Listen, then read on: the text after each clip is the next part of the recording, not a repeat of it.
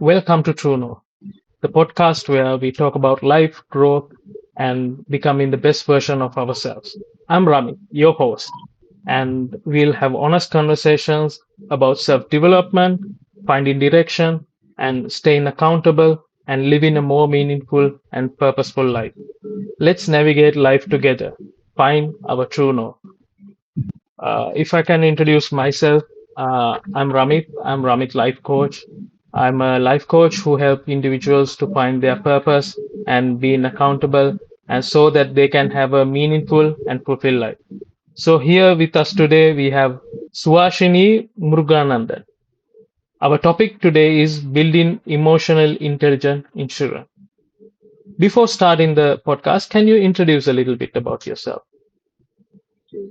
So I'm Suwashini Muruganandan. Currently, I'm working as a psychology teacher, A-level psychology teacher. I'm working in a very reputed international school, also serving as the head of department. And while teaching is my passion, my profession is counseling. So I'm working as an intern in Jaffna Teaching Hospital. So during my school holidays, I always go there and do the internship. So I'm trying to balance everything. And I'm also having a bachelor's in psychology. So now I'm reading my master's in psychology as well. I have some qualifications in special needs and child psychology. That's amazing. That's very inspiring what you do. You help children and you do counseling and you have interest in psychology as well. That's very inspiring. Why children struggle to express their emotions? In your So now, experience, yeah. In your experience, so what do you now think? when you talk about emotions, like we don't expect children to be very open with their emotions. Like as educators, as parents, we don't give them that safe space for them to be open with us. So children will only open up when we give them a very good space, which they feel safe to express.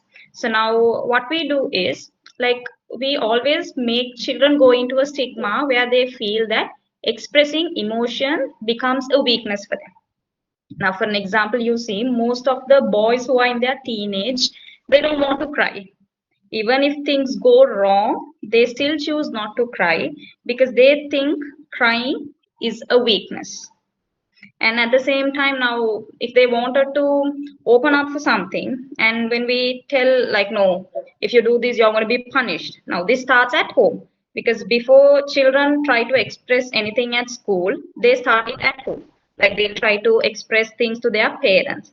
But when they express it, parents directly shut it down, saying, no, when you do this, your teacher is going to punish you. So, because of that, they develop fear, and also they start going into a state where they isolate themselves, go into anxiety, and because of all this they will project a very different type of behavior which we think is difficult. Like I have had so many conversations with parents. They say, miss, like I just don't understand why his behavior is so difficult to understand.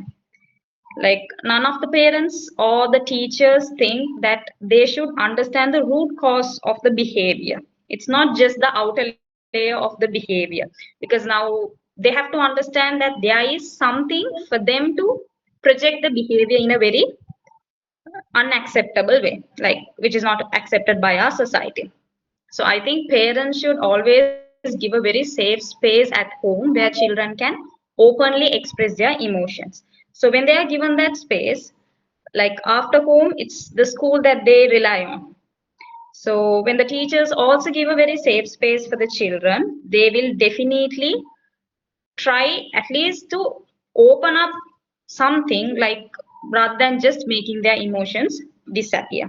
Because when they try to like isolate their entire emotions, it will definitely turn into aggression, because aggression is going to be a lifelong thing for them in their life.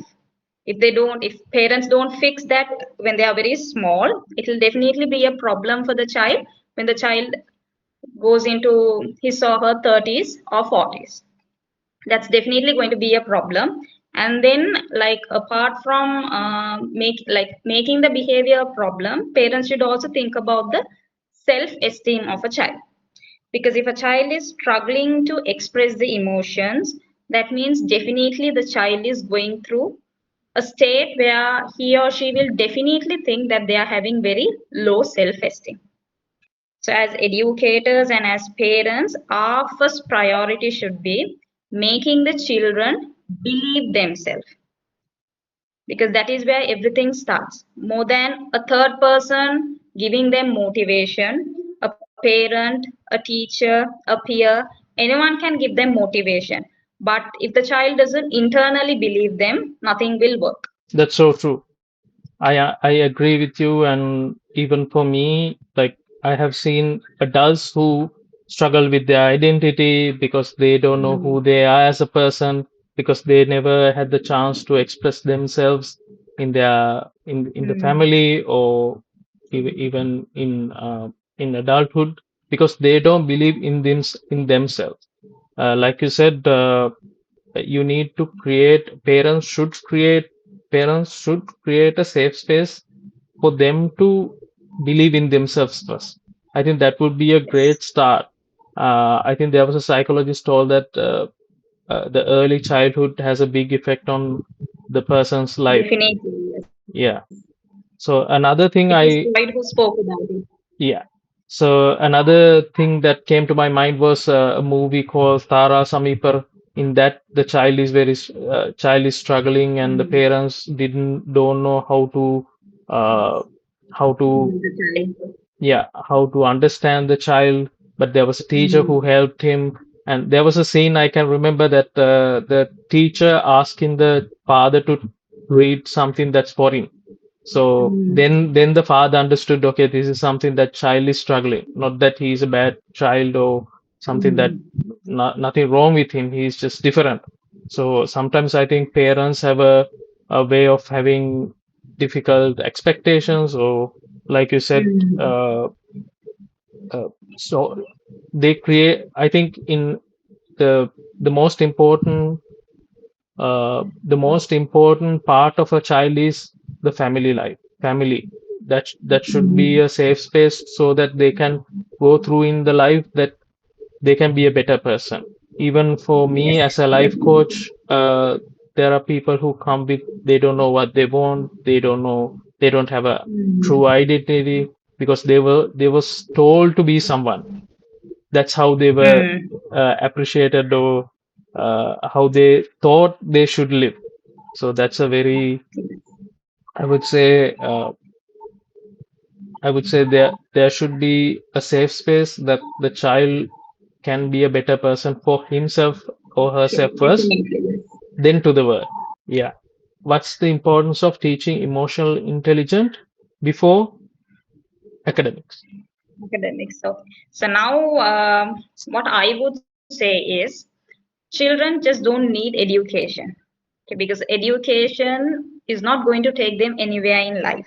I understand like we earn a lot because of education. That's true. That's acquiring knowledge. But more than that, emotional intelligence will shape a child's entire future. Like more than relying on just education, when the child is emotionally intelligent, the child is definitely having a way in this world. That is what I truly believe as an educator, because just pouring knowledge into the child is going to just end up as grades. Because now typical parents are actually expecting only grades more than anything else. But then now, since most of the teachers who are from the psychology background, they can understand that grades are just nothing. It's only something that you're going to carry out of your school when you go, and it has just nothing to do with your career or your career progression, your development or anything. Because there are people like, now if you even take Einstein, he did not even attend school at all because he was forced to leave the school. But then it was his mother who pushed him, like she was the entire motivation for him. Like she pushed him to be where he was, like at the end of the day.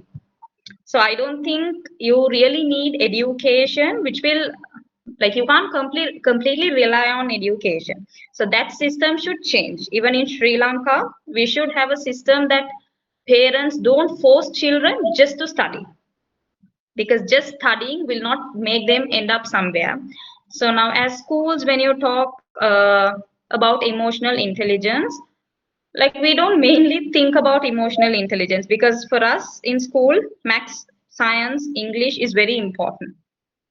So like we don't give space for emotional intelligence, self-awareness, self-esteem. I don't think even most of the children would have heard all these words. Right. But this Gen Z, like they know, they have an idea about all these words. But when we were at school, like back in the days, we actually did not know anything about this, like healthy communication, conflicts. We did not know anything about this because all these were like, it was a taboo that we should not talk about.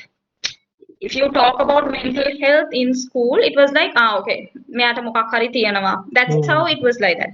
Like you did not have the safe space where you can open up. Even within peers, you were unable to talk about it. Like you either isolate yourself from everything that's happening around. If not, you just have to conform to what's happening around. That's how the school system works. But I think these days, since educators are also into psychology, there are so many things that are changing. Because as soon as a child approaches, the teacher can understand that the child is having a problem.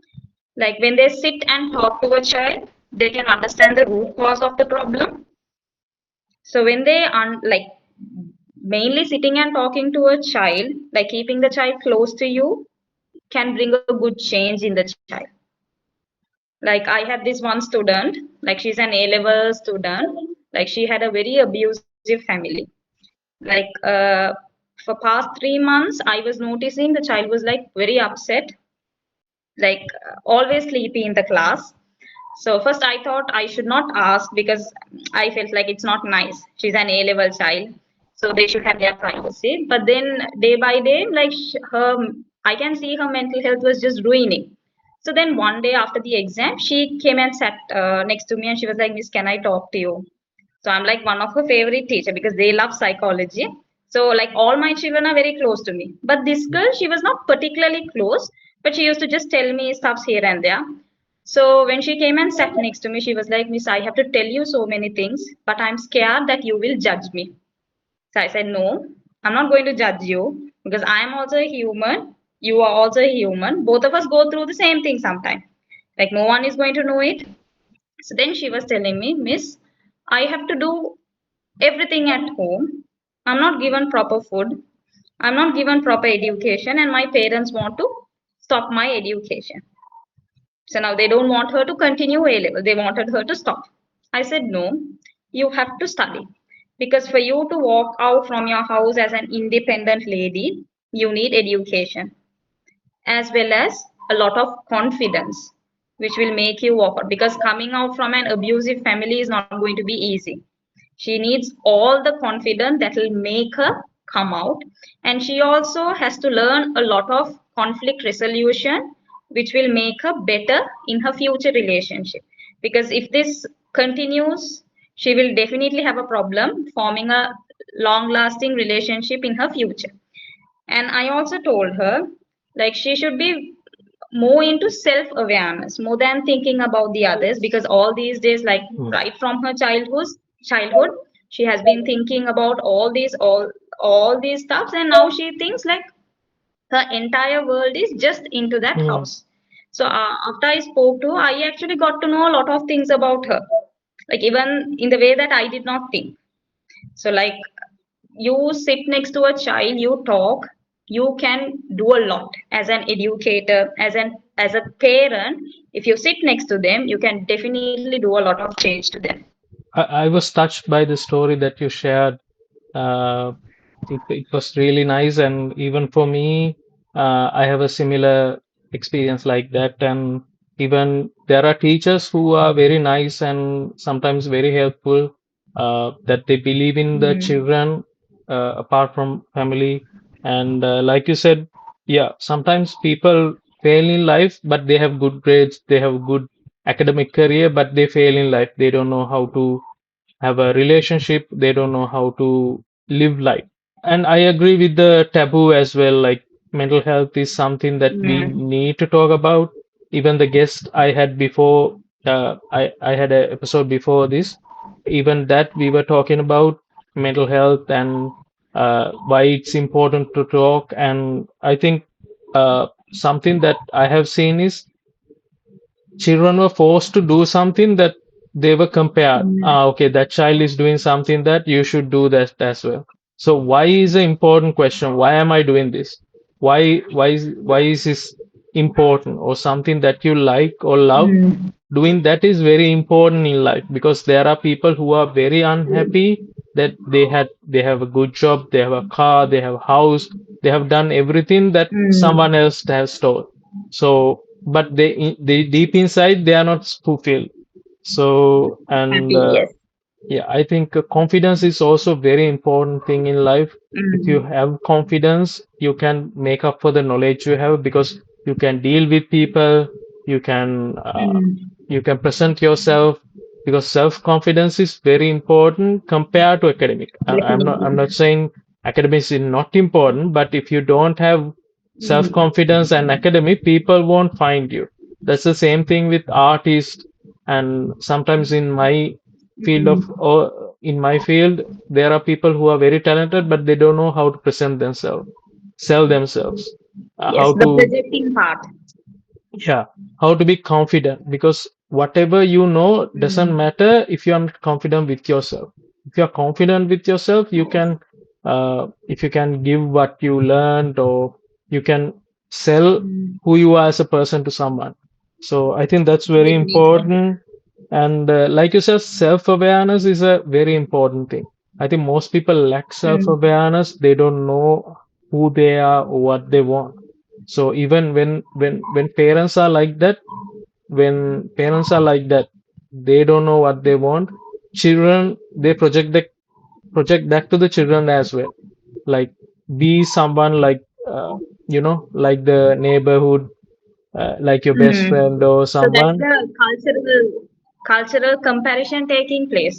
Like Yeah. even when you see family, like they always compare. See, if your cousin can do it, why can't you do it? Especially Hmm. these O levels, A levels. My God, it's like if your cousin can take a 9A, why didn't you take it? It's not like that because children are not machines. You can't Yeah, expect all the children to be the same. Even your 10 fingers are not the same there. Like how could you expect all the children in the family to be same? that's true. And they say comparison is the thief of joy. If you compare yourself and Mm, if you compare, you can't be really happy.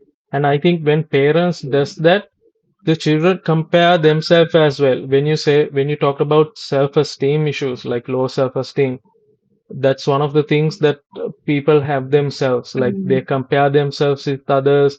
They don't know what they have, or they find perfection because parents tend to have this perfection lifestyle or give perfection. You need to be perfect, but as humans beings, we are mm, not perfect. So I think being perfect or being compared they carry out in their life as well when they are adults. They mm, compare themselves and they have low self-esteem, even if they are good, even if they are talented, they sometimes question themselves. I think there's a thing called so yeah, they'll start fearing failure. They don't want to take risk.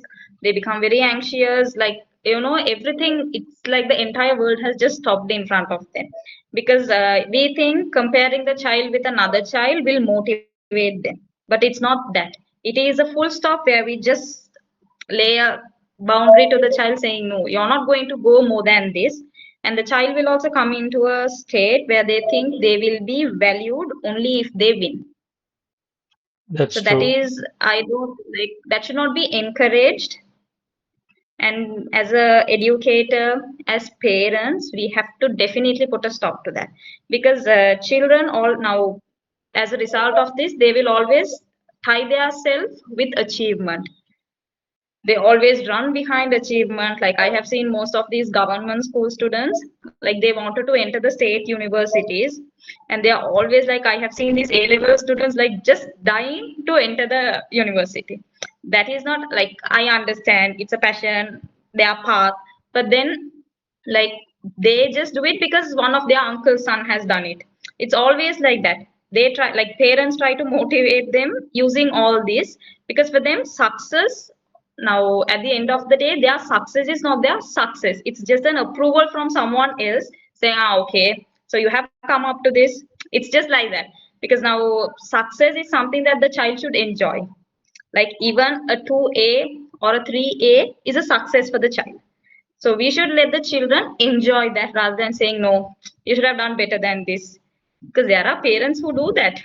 Yeah, in my experience, I have seen like people who have a lot of good, have everything like um good job, good car, good Mm. house, but they're sad inside. And sometimes, like you said, I think the word is external validation. They find validation. If they get a car, Yes. they would like get validation Mm. from their family, and everyone would say, "You have a nice car." So that's what they are looking for. Mm. They are not looking for within. So I think from a young age, you should children from a young age, parents and children should believe in themselves first, because those external things doesn't Yes. really matter. I mean, someone who's really happy or content with Mm. themselves don't need anything to validate that. But people who doesn't have that need Definitely. lot of validation. Whatever they wear, whatever the things they have, they need some validation to know they are okay or they are doing good, because they need that external validation compared to Mm. that fulfillment. When you have fulfillment, whatever you have or not doesn't really affect you, because you know that you are enough. When people doesn't know that they Mm. are enough, they will go for addiction, they will go for obsessions, they would find something to make themselves happy. That's how Mm. people end up with debt, and people who are And into they also, addiction. like usually they also fixed into the same place. Like they don't want to move out of it. They don't go into a growth mindset. They just stay in the fixed mindset state. So that is where we actually groom children into the wrong corporate sector, because from school, like after their school life, they enter the corporate world. So when they go into the corporate world, they start looking for validation from their boss. So they don't Mm, want to do anything other than what the boss say. So they go into a validation seeking like behavior more than their own behavior. They mm. don't want to project themselves. They just want to wear the mask what is being told to them. Yeah, I think that's also a trap in itself, like 9 to 5 or something, that Mm. they look validation from others, and they are not they are not reaching their own potential. They are always Yes. getting something, they listen to others more than themselves. So I think that's a Mm. very empty thing to do in your life, like something that people are busy but they're not happy. I think that's a very interesting thing that we talked about. The hidden impact of be strong parent. What do you think about it? Now, when you talk about a be strong parent, it's usually like about the parenting style. So now when you compare collectivistic and individualistic cultures, like there are so many different types of parenting. And now when you talk about Sri Lanka, like our parenting styles are completely different from the entire world, because our lives have been always parent centered. Like back in the days, we always wanted approval from our parents. Like even for very small stuffs, we rely on our parents, because like you said, that emotional invalidation was always there. Even now you can see that parents love their children, like they would do anything for them, but they don't know to validate the child's emotion. Because as soon as you see a child crying, the first thing that slips from the mother's tongue, stop crying, you're overreacting, you have to be strong, and it's not a big deal for you to cry. So they just come up with all these phrases which will definitely break the child, because it's not going to make the child strong, it is going to make the child go deep down, which will make the child think that expressing emotions is wrong. Because up until the adulthood, the child will not understand which emotion has to be expressed and which emotion has to be not expressed. So when the child doesn't know that and you tell them, no, stop doing that, stop doing this, the child will definitely go to an understanding that my emotions are wrong, and what they will do is they will start hiding it from you. So this is what is happening in most of the teenagers life. Like they entirely rely on their friends, which parents hate. Like parents don't like teenagers friends, because what they do is more than their Mm, parents, children will definitely choose their friends, because for children, friends are there to help, and they are there to support for everything. Even when it comes to an affair, friends are there to help them, like from top to toe, they are there to do everything. But then now, a child can't come and a 12-year-old child can't come and tell a parent that he or she has a crush on someone at school, because that mm, is not going to be accepted. So the child will definitely tell the friend. So the friend is the one who is going to mm, help them. So now, from that child's perspective, it will be like the mother and the father is entirely turning into an enemy. They'll be like, no, I'm not going to go to my parents because they are mm, not going to help me in any way. So they will start becoming emotionally invalidated. They will not ask for help. They will not regulate their emotions. Like have you seen these teen children? They just prefer staying alone inside the house, like their own room. They have their own TV, their bed, and sometimes they are just doom scrolling. Like more than anything else, it's just the phone, phone, phone. They live in that technical world because they don't feel safe to open up. You can believe a stranger and share things in Instagram, but they won't do that with their parent, mm. because they know at the first place they are being judged. And more than judgment, it's like they understand that they are not going to get a solution for their problem. So they feel very safe to communicate with a stranger more than their own parents. Parents don't make a safe space for the Mm. children, and I think parents doesn't Yes. listen, and they give advice, and they judge. The first thing they do is they judge. So sometimes children tend to not to be open to the parents, and I think that's how children become hyper independent in the future. Like when they are adults, they don't ask for help. They do everything by themselves because they don't trust Mm. others, because they think that everyone is there to Yes. judge and there to hurt them or attack Mm. them, make fun of them. So they become this hyper independent. So hyper independence is a trauma response. And I think you mentioned before this as well, like children doesn't validate their emotions, or they don't share their Mm. emotion. I think most men have this issue. They don't cry, or Yes. they don't share their emotions. They don't open up. So they go for addictions like alcohol or drugs. And Mm. that's why 70% of suicides are men. And that's why men has a really hard time in mental health, because they don't know how to communicate. And like you said, when a man is crying, like even a child, Mm. even a boy is crying like a girl, even the parents or someone said, like a girl, you're crying like Mm. a girl. So Stop that's crying like a girl. yeah. So that's something they have like given that to the child, that they become very emotionless. And Mm. like you said, aggression, anger is something that men are forced to show because they don't know how to become vulnerable. Even in relationships, even when they become adults, they don't know how to be emotionally available because they were judged in the past. And sometimes even Mm. I think partners, and they also sometimes don't like when the man is emotional. They want someone strong, Mm. so that gender roles are always there, because men are not supposed to be weak, but men are human as well. So that's something that we talked Mm. about That's very, true. yeah. So And now you can see, like this generation parents, they're actually trying to break that. You have to be happy about that, because they are mm, trying to break it. But at the same time, they are trying to learn emotional intelligence now. Because after becoming parents, if they try to learn emotional intelligence now, and if they try to apply it to their children, it is going to be a problem again. mm, Because emotional intelligence is not something that you can learn. mm, Like you just go grow with it. You can't learn. Like it's not a set of theories that you can learn. You just grow with it. So your environment should be something that will help you to learn that. I think Like you should emotional, always have that growing environment. yes, growth mindset. And I think emotionally intelligent is a very practical thing.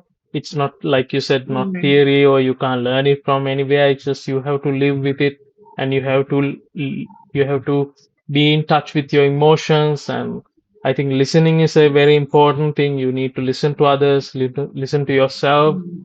I think that's, like you said, self-awareness is also something very important to emotional intelligence. Mm. What do you think about raising emotional resilience children in a comparison culture? So now usually when you talk about a comparison culture, it's first I think we have to educate the parents. More than educating the children, it's the parents who actually need a good background of psychology. Because parents, like right from the beginning, they start comparing. Like it will be either the uncle's son or the neighbor's son. It's always someone whom the child is like the child is in the immediate environment, like they know them. So when you start comparing them every time the child sees that particular person, so it is going to be a very negative trauma to the child. Because now you just imagine at the age of 12, 13, I don't think any child can take that up. Like comparing is not going to lead the child anywhere, because parents think that is motivation, but it Hmm. is not. It is the point where the children break. So I think like the parents should actually get more aware about the things that is happening around, with especially with their children, because now when you start comparing your child very often, the child will definitely think, okay, maybe I'm useless. So they go into that type of a category, because parents always like when you keep on telling them no, see they are doing this, see they are doing this, the child will go into a state where they feel like no, I'm not valued anywhere, neither at home nor at school. So the child will think, okay, maybe I should look for another way where I can, like they will try to prove themselves. Like more than enjoying what they do, they will always try to prove themselves, thinking, okay, no, I am also capable of doing this. I can also do this. And they will also start hiding their mistakes, because they'll be very sure if their parents get to know that Hmm. they are making mistakes, they are also going to highlight the mistake. So that will be the first thing the child will do. They will start hiding their mistakes. So now when they start hiding their mistake, like eventually everything will be starting to, like getting closer to them more than like the external world. For them their own selves is very important. They don't think about the entire surrounding or the immediate surrounding that they fall into. So now if you want a emotionally stable child, you should definitely first make them understand that failure is a part of learning, because no one just arises with success. Like everyone learns from every twist and turn in their life. So I think that's very important that we should make children understand that. And then also like making mistake is a very good point to learn. You should always encourage children to make mistakes, because you can now, like I can remember back in the days when you make mistakes while you write, your teacher will hit you, telling you not to write, not to make mistakes again. But now you can't do that, because children are way smarter than that. Hmm. Like you can't, like you should not discourage children while they make mistakes. So that is what you see now in all the daycares and all those play based schools. They have a lot of play based approaches like sand, clay and all. They play with that because they encourage children to make mistakes. Like they spread the clay all around, they play in the mud. So that is where they start understanding like making mistakes is all right, because making mistakes is something that will help the child learn more than defining worth. And then we also should make children understand that emotions are something that we can manage. Like it is not something that we should just ignore, it is something that we can manage. And also we should always encourage children to take up challenges. because most of the children lack that. They don't want to take up a challenge. For them, everything should be a very easy go. That is because they are scared that if they might, like, if even if they take up a challenge and if things go wrong, they might fall into trouble. Their parents might start barging again, like saying, your cousins did not do this, why did you do that? So we should always tell them to take up challenge. At the same time, we should also make them understand it's fine. If you lose, it's fine. You can also overcome this challenge. Maybe there is another opportunity that is helping you, that might give Mm. you a good chance. So I think we should emotionally support them more than making them feel that they are being constantly judged. That's true. I think you mentioned a lot of good insights about making mistakes, and I think people learn faster from failure than advice or knowledge. So, and there's a thing called fear of failure. That's how people don't reach their potential, or they don't Mm. achieve what they want. They don't go for what they like because they have this fear of failure more than anything. And I think a lack of self-confidence is also built because Mm. they don't want to go through challenges, they don't want to go through hardships, they want something easy because if in their Mm. life if something happened that made them uncomfortable or failed, they think that's the entire thing. And Yes. like you said, Mm. when children are compared by their family to their family or friends, they have a self comparison as well, and they feel not they are not good enough sometimes. Even when they have everything, Mm. they feel good enough because they are always constantly comparing themselves. So I think knowing your self-worth Mm. is very important, and knowing that you are enough. Mm. You are enough. Knowing that you are enough is very important. Even whatever setbacks or failures come in your Mm. life, Yes, definitely. giving that self-confidence from a young Mm. age, I think that's how people who have gone through hardships in a good way because they have a supportive environment or parents are very good in their Mm. situation. I think they go through life with a lot of support. But not every child is like that. They might not have a good supportive Mm. system, maybe in the school, in the workspace. They might not have that support system. I think having a support system is very important in mental health awareness in this month. Yes, When we are talking definitely. about, yeah. Like, because they will have now a support system is usually a system where they can rely on, because that Mm, is definitely needed for emotional intelligence. Because when they understand that there is someone for them to give their shoulders, they will definitely open up. That safe space is created there. yeah. So I think counselors like you, or teachers, or coaches, health professionals professionals that are in the mental health field create this safe space. That's why it's important to Mm. go for counseling or therapy or coaching, is because sometimes parents might not be helpful. That's a fact. Like you can't ask from help from your parents. That's not a bad thing or a good Mm. thing, but as a child or an adult, it's important to ask for help. I think having a Mm. asking for help is something that's very important for yourself, knowing that I need help. What do you think about it? Yes, definitely. Because now asking for help is something that is very important for a child, so that the child will know that they also need help at times. Because sometimes when we tell children not to ask for help, they always think that they are, like, some become very overconfident also, Mm, because we say no, you, it should be you can do everything, you should not ask help from anyone. So they will become overconfident, which will go, like, to a certain extent they can go forward, but at a point they will definitely break, because there will be someone who will break that. Like, you see throughout school life, you tell a child, no, you're very good, you can do, and you send the child into the corporate world. So that is where the first turning point of the life takes place. The child will definitely feel like, no, I'm not worthy mm, enough at all. So now, by the time the child reaches the corporate world, he or she is going to be into, like, early 20s or late 20s. So that is not the time where they can go and ask help from their parents. mm, Parents are not going to help at all. They'll be like, you're going to office. Why do you need my help? That's the only thing that they will give.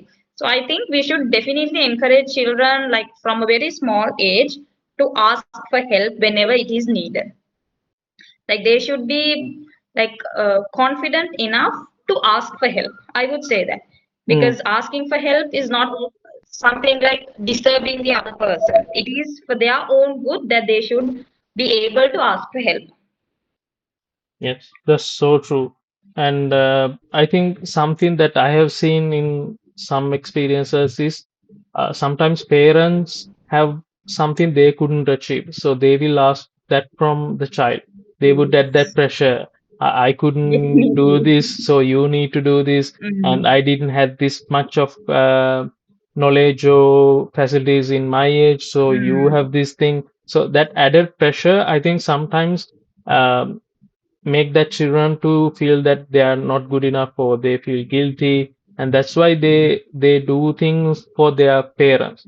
And I think there is a thing called codependent relationships, like children's worth is known by how the parent what the child can do to the parent.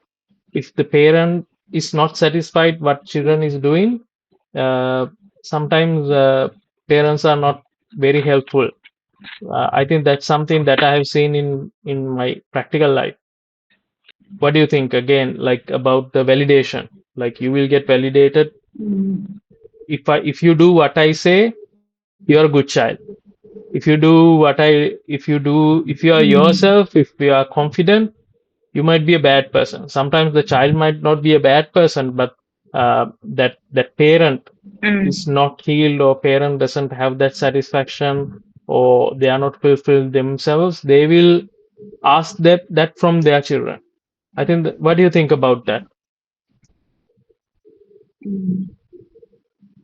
Yes, that's very true. Because now you see, so many medical doctors have come into Sri Lanka. Like they are studying medical because their parents wanted them to do. They become engineers because their parents wanted them to do. Now you see, most of the students, like more than medicine, engineering, and IT, they are choosing fields which are like very broad. Like they are going into photography, even psychology. You see, because when I started, I can remember like the my first year, I had to hear a lot. Like Mm, I had this one very close person asking me, "What are you going to do after taking a psychology degree?" I can still remember that, but I'm very happy that I'm here today.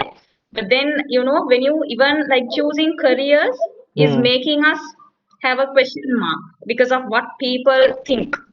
Like you said, like parents will have to think, like they should not put their thing into the child. Like their passion, their thing, if, like whatever they did not try to fulfill in their life should be just left alone. It should mm, not be poured into the child, because maybe the child will accept, but at the end of the day they will not understand anything from that. They're not going to understand anything, and they're going to become like emotionally overwhelmed, mm, because that is something that is out of their cup.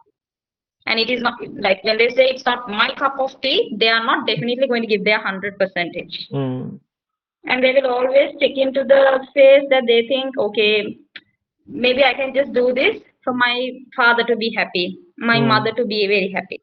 That's the only thing they would say. Yeah, I think I have Like seen. more than thinking what is needed, Yeah, go ahead. like more than thinking what is needed for them, they would always try to satisfy their parents in the first place. Because our family environments are also like that, no?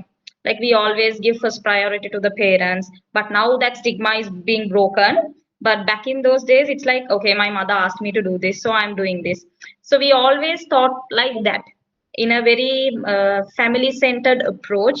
We always wanted to satisfy our family first, but now it's not like that. Things are changing now. So children are actually fighting for their own rights these days. I have this one 8-year-old child. Like I was, like he's a student of mine. I was teaching him about child rights. So every time I tell him to do homework, he'll be like, "Miss, my child rights." So you see how children are talking these days. But we were not like that. Like Yeah. even though we know about all those, we did not even think about talking like that. But now children are actually coming into that thinking like where no, we have to first put ourselves into the perception more than thinking about someone else. Mm. So I I think think, parents should understand that. yeah, I think I have seen in practical aspects that people who do what the father or the mother wants, and they will have a good Mm. life. In the surface, they would have a good life, like Yes. a good career, good car, money, but Mm. inside they have resentment. They are not happy with themselves. They are Yes. always angry. They don't know how to talk with people. They don't they don't definitely struggle in Mm. relationships because they are not align with themselves because they have done everything to please their Mm. parents. They, like you said, they don't Satisfied want, this. Yes. yeah, they don't want to make mistakes. Their fear of failure because Mm. maybe, like you said, like you might not make a career in this field, something like that. When a parent put that seed in their child, they would believe that I don't know how to find a career in Mm. this field, or will this make money, because not life is not everything about money. Like the conversation we had, we True. talked about life and about people, about psychology. Mm. So there are a lot of things compared to money, but like you said, when parents put that Yes. validation to the child, child thinks they don't believe in themselves, even if they have talent. Like you said, Mm. sometimes they want to do a job to satisfy their parents, but they might be very talented in another field, Yes. but Yes. they just do what they're told. Mm. So I think that's something that parents do, and at the same time, children need to take accountability for themselves when they are adults to find what Mm. they want and have self-actualization, Yes. self-awareness to know what you want. Because I have seen a lot of parents have this go for IT, go for IT, because IT is the you Mm. can make Yes, money. that's very common. Even commerce, you see, ACCA is very common, and then software engineering is very common. Like I have this one student, she's very fond of psychology. Like she wanted to make a career in sports psychology, but since both the parents, like they work for Google, so they wanted her to become a software engineer. Mm, So she is not entirely like she doesn't want to do it. So I had to talk to the parent, and now they're okay with her becoming a sports psychologist. So they were like, "No, miss, api denna mekene inne nisa apita mm. api eyatat ekama denna." I was like, "No, it doesn't work in that way. You Right. just have to give chance for her." Because IT, like maybe IT is very popular now, but in future, psychology is actually having a very good scope. Like they Yeah. asked me, like, Miss, do you think psychology can give her a future? I said definitely, especially sports psychology is like having a very huge hope in all the European countries more than Sri Lanka. So I think we should make parents understand that. And also parents should understand this is a very small world. Mm. Like children should be let to live their own lives more than living the parents' lives. Yeah, most children will live under a parent shadow, or they won't satisfy them. Mm. My favorite movie is I like to share a story. My favorite movie is Inception.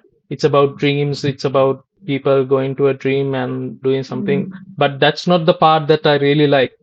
In that, there is a child who is very wealthy, and he go to his father's dream and want to get validation before the father dies.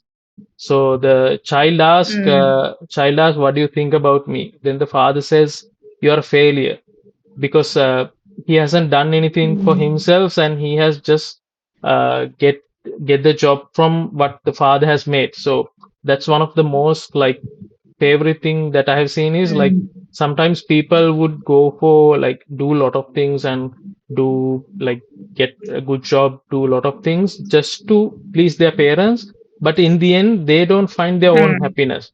So that's something that Definitely. resonated with me. Yeah. And for my career as well, Mm. like my father's side, everyone is a accountant and uh, in that field. So Um, so whenever we went to talk with them or anything, they always talk about numbers and you should do commerce, you should do commerce. So mm. that's a pressure that I had, and even in my family, no one understood psychology or no one knows about psychology or have the Mm. awareness.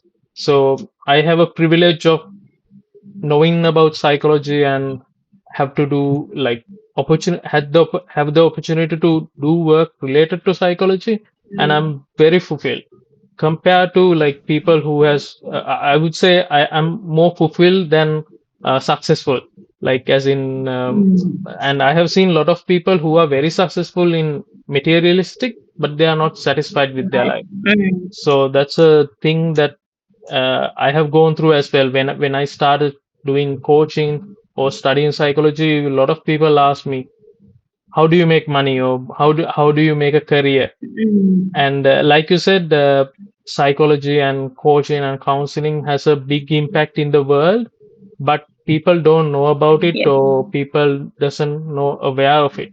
And there's a thing called a bubble.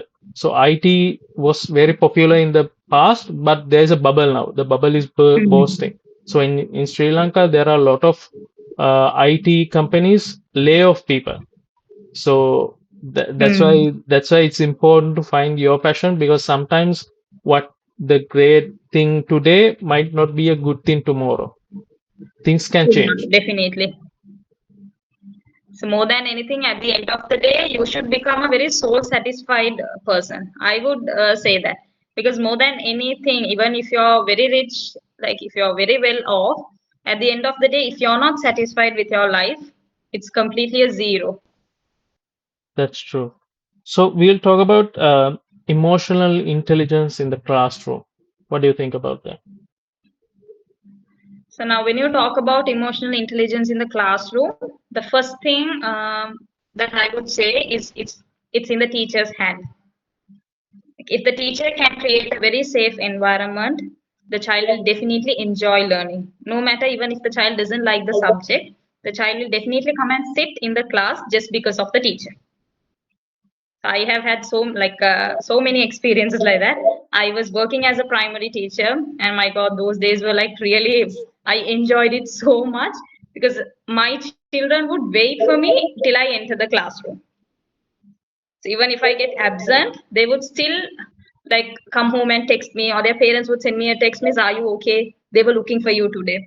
So like when we can create a very safe environment, even a child who doesn't like to come to school will definitely come to school every day.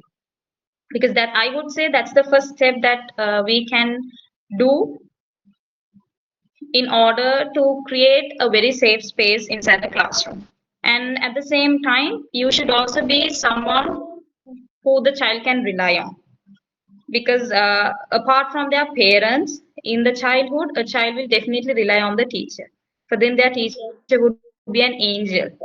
Like they come and tell, you won't believe those days when I was at primary section, I used to know everything about everyone's house.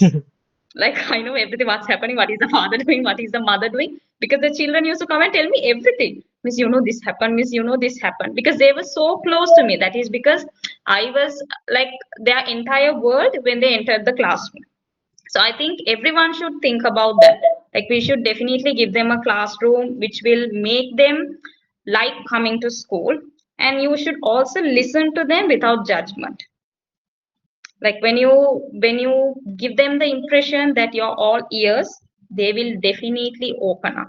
So that will be a point where you can change a lot of things.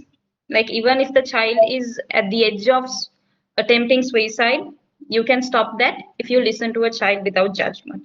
And then you also should encourage a lot of emotional vocabulary inside the classroom, using words like mental health, awareness. I think these words should be regularly used inside a classroom. If not, the children are not going to be able to express themselves very clearly unless they have a good idea about what is this word. Like, why do we use it? I don't think even now children know what is emotional intelligence. They may know like what is emotions, but they don't know what is emotional intelligence. So I think we should use all these words in the classroom regularly so they will also have a very good idea about it. And then also you should allow children to express their feeling, like without, like I have seen those days when you wanted to talk something or teach it, like no, no, no, no, you sit, I have to do the lesson, please sit, like, don't disturb the class. But I don't think that should be encouraged. Even if, like in the middle of the lesson, if a child wants to tell you something, you should give them space to talk. You're like, yes, you can continue. So when you give them that type of environment, they are definitely going to express. Even Mm, if it is something very happy for them, or even if it is something that is going to be very sad for them, they will still try to express it. And then along with that, you should also be able to praise their effort. It's not the outcome that you should look into. Like as teachers, you should not only look into the outcome. You should look into the effort that the child has, like, like done so much, because more than perfection, the child's effort matters. Like as soon as, see, once they do a spelling test, and if they take 10 out of 10, we give a star to them. But at the same time, if a child takes only 0 out of 10, you just don't give anything. mm, You're like, no, you have to do the correction. But I think that is a point where you should tell the child, okay, maybe next time we can try. Go home, study this, and come. I'll give the same set tomorrow. I think those type of stuffs have to happen between the teacher and the child. So the teacher will also have a very good rapport with the child. The best thing for emotional intelligence is forming a very good rapport with the students, so that you will also know them from top to toe, and your child will also know about you from top to toe. And then apart from all this, the most important part is creating a psychologically safe classroom where the child feels I belong to this class. That inclusive environment should definitely be there for the child, because when they come into the class, they forget their entire world. For them, they can only see their teachers, their friends, and nothing other than that. mm. They forget their parents, they forget their tuition, homework, and everything when they step into the classroom. So, as soon as they come into the classroom, you should give them that vibe which will make them stay alive. Like every time you include a child, they will definitely belong to that class, because making them feel included is one of the best way that you can give them a very good environment to grow. So very recently I had this one parent, like I taught the child 3 years back, but then very recent, like last week, the parent called me and told, Miss Suwashini, I have to tell you this, my child found a teacher in grade 6 just like you. Like she came home, this is what she told me. Mama, I found a teacher just like Miss Washington. I was very happy to hear that, because that is something that I have done from my part for the child. So now the Mm. child is in grade 6. Like she was such an introvert, but now like she is there in the media club, she's there in the dancing club. So the mother is very happy. And the child wanted to tell me like she has found a good teacher like me. I was very happy about that, because these are some things that we can do as teachers. Like our entire job is not just teaching, teaching, teaching, teaching. We can do a lot more than teaching. Yeah, that's amazing. I think, and you must be very happy and fulfilled with when you hear a message like that, Mhm. and I think you are very satisfied with Definitely. what you are doing. I think that's something very rare to Yes. find in a career, I would say. Like most people are doing a job that they hate, or they hate their Mm. boss or the people Hey, around them. So I think teachers are very lucky to find children like this experience of children becoming definitely. very, very happy. And I think Mm. teachers job is a not an easy job, but I would say it's very satisfying, and they would have a good impact Mm. in the children. Even after they leave the school, they would remember the teachers. I Mm. think we all have that experience as well. When there are good teachers, we still remember how they treated us. They still remember them. Yes. Yeah. So I think something that you mentioned was belonging. I think most people have this, Mm. they don't feel belong in an Yes. environment, or they feel they don't belong, and they have this imposter syndrome. Even if they are talented, even if they are doing good, they feel I don't belong here, or what I do doesn't matter to Mm. anyone. So I think belonging is a human need, and I think I have Yes. experience in DIEB. It's a in coaching. I'm in a DIEB. Uh, is about belonging. Belonging is very important. I think Mm. uh, teachers help them feel belong in the classroom. Will help them in the future as well. Whenever they are ready, whenever they feel good with themselves, that would be a big Mm. important, because I have seen a lot of people Yes. who are very talented, but they don't feel belong. And something that you mentioned Mm. was teachers saying not to like talk, or when they're talking, shut up, Yes. something like that. And That is what something, everyone has gone through, right? Like all yeah, of us, I think everyone has gone through that. yeah, We something I just have. feel like teachers just try to. Yeah, I think parents does that as well. Like Yes. when a child is talking, or whenever they share their experience, Mm. parents might be busy, or they would say, just shut up, or don't talk too much, or something like that. So they struggle to express themselves. In my experience, I have Mm. done public speaking, and we have done work for chartered accountants in CIA. So in that, there are chartered accountants who are very talented, but they don't know how to do a presentation. They don't know how to do public speaking. So they struggle Mm. because they were taught not to speak in the classroom, or something in the Speak. classroom or at Yes. home. So they don't know how to express their ideas. So in the career, in Mm. education, sometimes they struggle.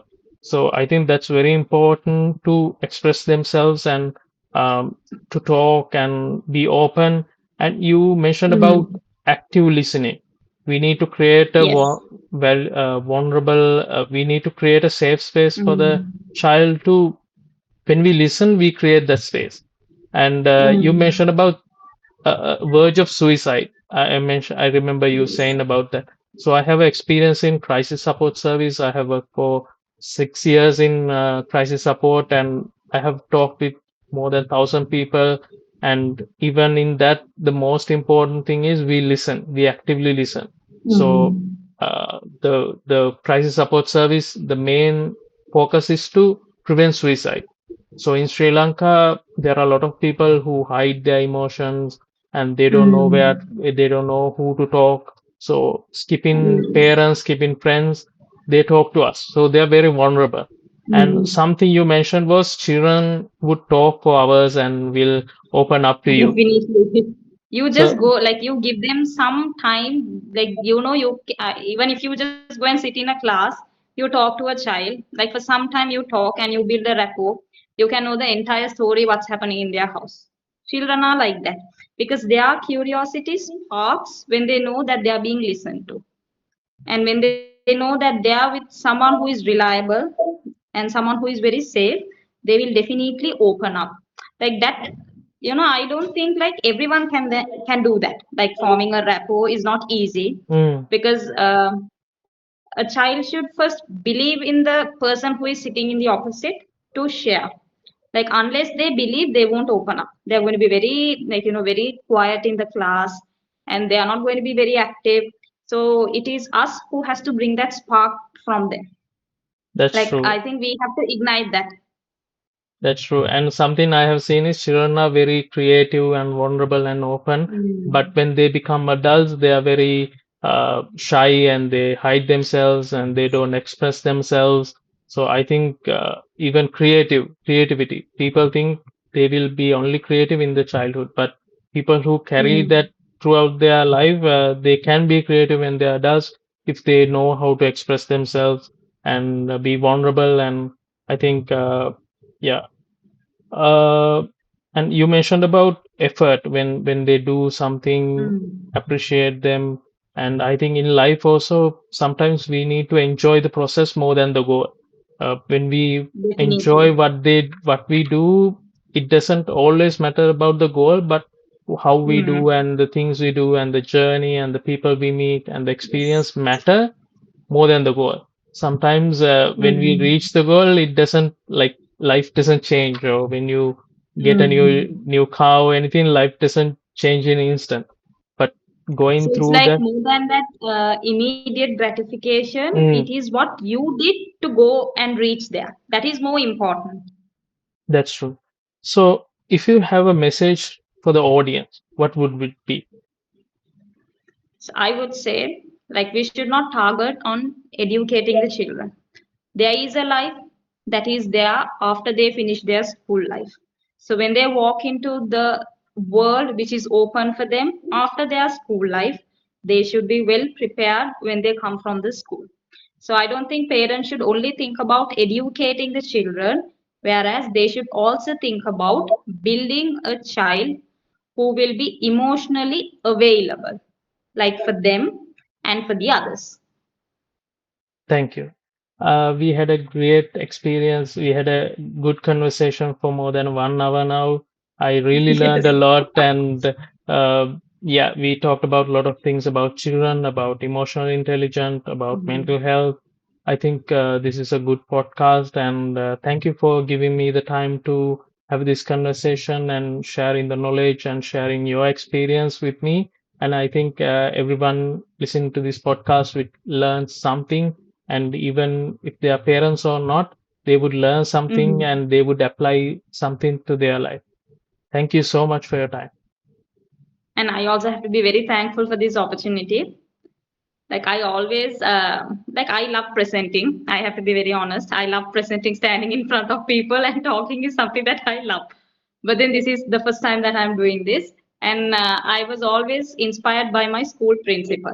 So he's no more there, but then he was someone who was into psychology and hypnotherapy. So he was a hypnotherapist. So he was like always thinking about children more than anything else. Even in the school environment, his entire focus would be children, not teachers, not parents, even not his own family. He would think about the school children. So I always looked at him, and I think that is why I stand here today.